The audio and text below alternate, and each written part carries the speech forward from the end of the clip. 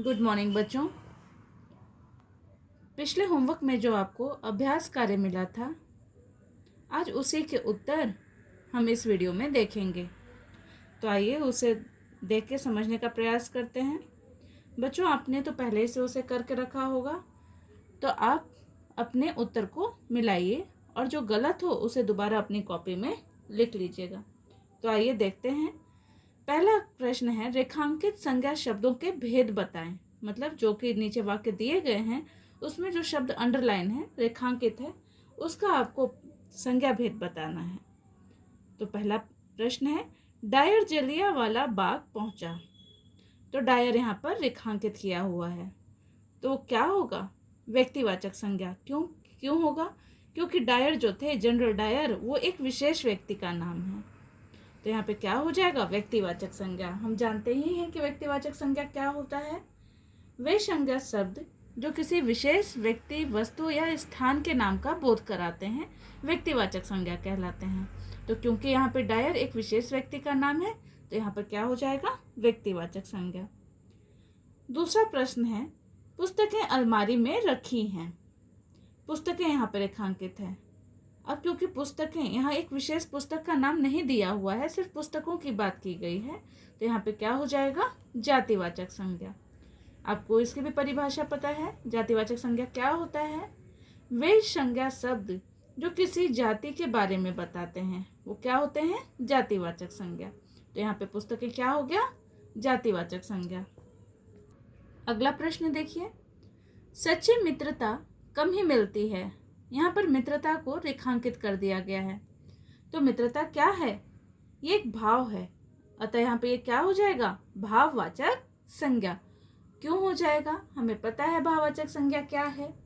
वह संज्ञा शब्द या फिर वो संज्ञा जिसे हम सिर्फ महसूस कर सकते हैं या अनुभव कर सकते हैं, उसे हम देख या छू नहीं सकते, तो क्या हो जाता है? भाववाचक संज्ञा। क्योंकि मित्रता एक भाव है जिसे सिर्फ महसूस किया जा सकता है, तो यहाँ पे क्या हो जाएगा?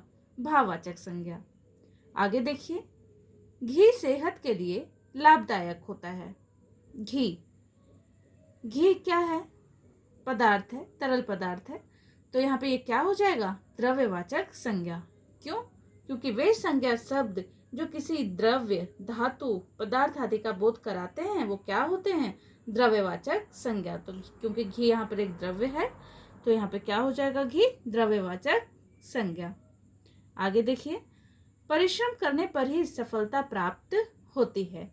सफलता भी क्या है? एक भाव है, अतः यहाँ पे क्या हो जाएगा? भाववाचक संज्ञा। बच्चों, दूसरा प्रश्न है, रेखांकित सर्वनाम शब्दों के भेद बताने हैं। अब यहाँ पे आपको सर्वनाम के बारे में बताना है। तो आइए देखते हैं। भारत के राष्ट्रपति कौन है ना? तो कौन को यहाँ पे रेखांकित किया गया है, तो कौन प्रश्न पूछा जा रहा है, इसलिए यहाँ पे क्या है? प्रश्नवाचक सर्वनाम। हमें पता ही है कि वे सर्वनाम शब्द जिनसे प्रश्न पूछने का बोध होता है, वहां पे कौन सा सर्वनाम होता है? प्रश्नवाचक सर्वनाम। आइए देखिए आगे, जिसकी लाठी उसकी भैंस। यहाँ पे जिसकी और उसकी दोनों को रेखांकित किया गया है, तो यहाँ पे कौन सा सर्वनाम होगा? संबंधवाचक सर्वनाम, है ना? लाठी और भैंस, है ना? यहाँ पर इनका संबंध कौन क्लियर कर रहा है? जिसकी और उसकी। तो यहाँ पे कौन सा सर्वनाम हो जाएगा? संबंधवाचक सर्वनाम। अगला प्रश्न है, बाहर कोई खड़ा है। कोई यहाँ पे रेखांकित किया हुआ है ना? अब हमें यहाँ पे है तो पता कि कोई है, लेकिन कौन है वो निश्चित नहीं है। क्योंकि वो निश्चित नहीं है, इसलिए यहाँ पे कौन सा सर्वनाम हो जाएगा? अनिश्चयवाचक सर्वनाम।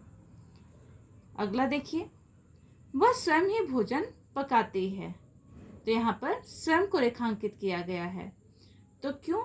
क्योंकि वह काम खुद के लिए दिखाया गया था, मतलब जो करने वाला है उसी के लिए दिखाया गया है। तो यहाँ पे कौन सा सर्वनाम हो जाएगा? निजवाचक सर्वनाम। वे सर्वनाम शब्द जो किसी काम के अपने लिए होने का बोध करवाते हैं, वहां पे क्या हो जाता है? निजवाचक सर्वनाम। तो यहाँ पे स्वयं जो है वो क्या हो जाएगा? निजवाचक सर्वनाम। अगला है प्रश्न, मैंने अपनी पुस्तक पढ़ ली। यहाँ पर मैंने मैंने शब्द को रेखांकित किया गया है। मैंने शब्द क्या है? पुरुषवाचक सर्वनाम। हमें पता ही है वह सर्वनाम जिससे बोलने वाले, सुनने वाले या किसी अन्य व्यक्ति के बारे में पता चलता है, वहां पर क्या होता है? पुरुषवाचक सर्वनाम। तो यहाँ मैंने बोलने वाले व्यक्ति के बारे में बता रहा है, तो यहाँ पर कौन सा सर्वनाम हो गया? पुरुषवाचक सर्वनाम। आइए आगे का प्रश्न देख लें।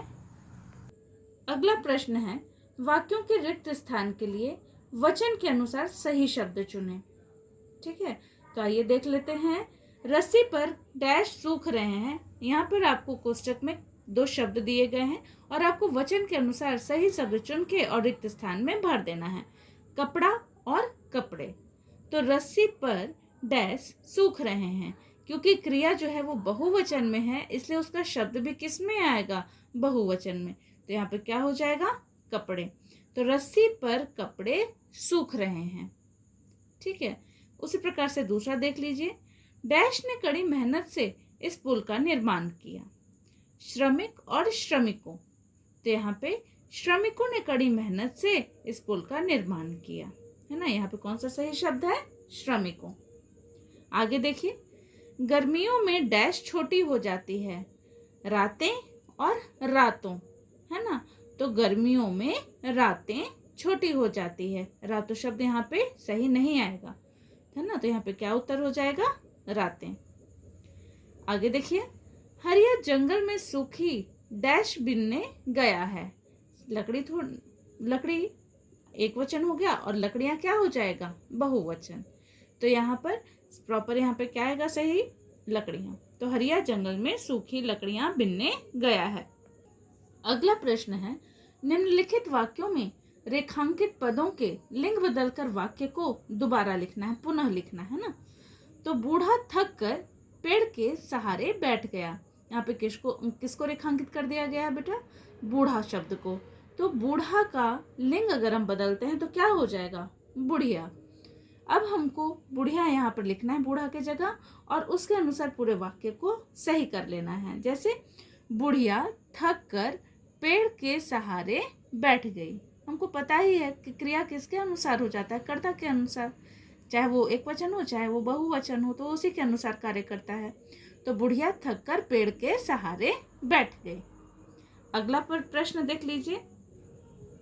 अगला प्रश्न है, उसका पुत्र बड़ा गुणवान है ना। तो पुत्र को रेखांकित किया गया, तो आप इसको बदलिए। तो यहाँ हो जाएगा पुत्री। तो उसी के अनुसार पूरा हमको वाक्य फिर से लिखना पड़ेगा। उसकी पुत्री बड़ी गुणवती है। अब क्योंकि पुत्री के अनुसार ही पूरा वाक्य होना चाहिए, तो आपको जो भी चेंजेस उसके अनुसार करने हैं आप उसको करेंगे। उसका के जगह उसकी हो जाएगा और गुणवान के जगह गुणवती हो जाएगा, है ना। तो ये था आपका उससे। अब देखिए इस अभियान की सफलता के लिए युवकों को आगे आना चाहिए, और युवकों को यहाँ पर रेखांकित किया गया है। तो यहाँ पर क्या हो जाएगा? युवकों का लिंग बदल के हो जाएगा युवतियों। तो इसका उत्तर क्या हो जाएगा? इस अभियान की सफलता के लिए युवतियों को आगे आना चाहिए। तो बच्चों आप इसे ध्यान से मिला लें, और आपके पढ़ाए गए टॉपिक में से जो भी टॉपिक बचे हुए हैं जो मैंने इस अभ्यास कार्य में नहीं दिया है, वो आपके अगले टेस्ट में दिए जाएंगे। तो आप उसे पूरा रिवाइज करके रखें ताकि आप उसे अपने से कर पाएं। धन्यवाद।